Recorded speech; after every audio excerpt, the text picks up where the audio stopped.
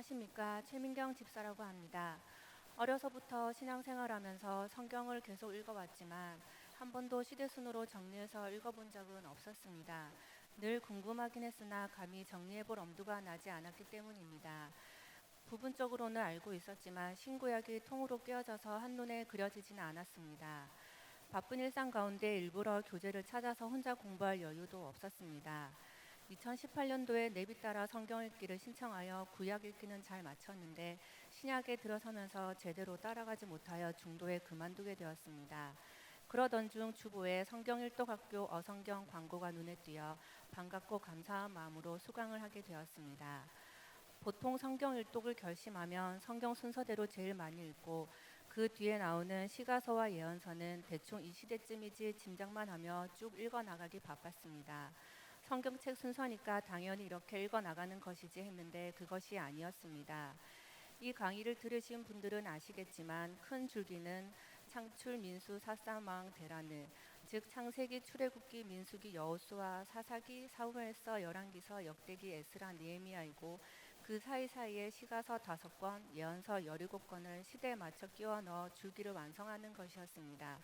그렇게 엮어놓으니 거짓말처럼 구약이 한눈에 확 들어오는 것이 아니겠습니까? 특히 시가서 예언서는 앞뒤 좌우 배경을 잘 모르니 뚝 떨어뜨려 놓고 읽을 때가 많았는데 이렇게 꿰어놓고 보니 그 시대와 장소, 상황을 잘 이해하게 되어 성경 읽기가 훨씬 수월해지고 각 권의 유기적인 관계 속에 말씀을 읽게 되어 이전보다 더 말씀이 마음에 와닿았습니다. 무엇보다 중요한 것은 하나 일관된 관점, 즉 하나님은 누구신가, 우리 왕이시다 라는 큰 관점을 가지고 말씀을 읽게 되니 말씀의 의도를 정확하게 인지하고 읽게 되었다는 것입니다.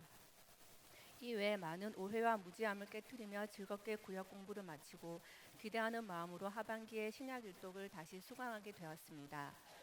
구약이 말라기로 끝나고 400년간의 중간 시대를 거친 후 신약은 예수님의 족보로부터 시작되기에 그 중간에 도대체 무슨 일이 있었는지 신약에서 다시 등장한 이스라엘은 어떤 배경과 상황 속에 있는지 정확히 알지도 못한 채 마태복음 1장 1절부터 읽기에 돌입해 왔습니다.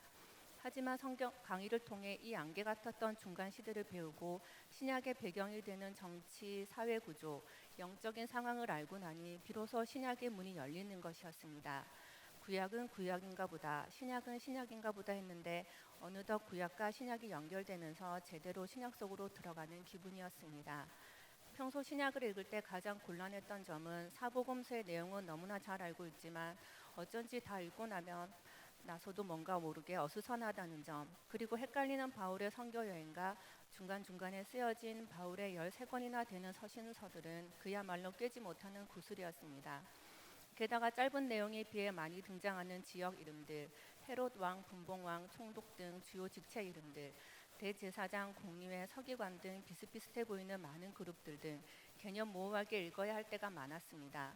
그런데 신기하게도 6월절이라는 시간을 중심으로 예수님의 공생의 사역을 쫙 펼쳐서 설명하고 갈릴리라는 공간 중심으로 예수님의 행적을 따라가니 내용들이 입체적으로 확 와닿기 시작했습니다. 바울의 전도 여행을 1, 2, 3차로 나누어 지도 속에서 그 행보를 그려가며 그 사이사이에 서신서들을 끼워 넣으니 구약과 마찬가지로 신약도 명확하게 한눈에 그려지게 되었습니다. 저도 모르게 아하 하며 고개를 끄덕이고 무릎을 치고 있었습니다. 헷갈렸던 헤롯 가문을 비롯해 당시 유행했던 학파들, 지배적인 사상 등도 마치 그 상황 속에 있는 것처럼 생생하게 배울 수 있었습니다.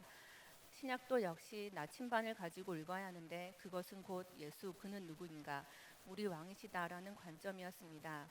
하나님이 일관되게 말씀하시고자 하는 것이 무엇인지 염두에 두고 성경을 읽을 때 표류하지 않고 목적지까지 안전하게 갈 수 있다는 것을 깨닫게 되었습니다.